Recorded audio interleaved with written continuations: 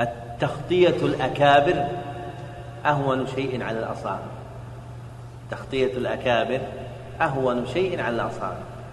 أما الأكابر ما يخطئون الأكابر، الأكابر ما يخطئون الأكابر. سبحان الله، يعني هذا يعني رأيته في أشياء ما يمكن أن الكبير يفهم كلام الكبير على وجه خطأ.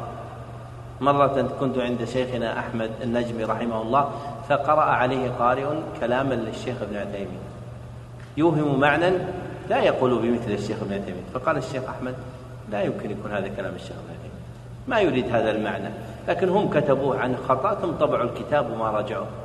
وبالفعل لما طبع الكتاب بعد نظر الشيخ فيه حذف الشيخ هذا الكلام.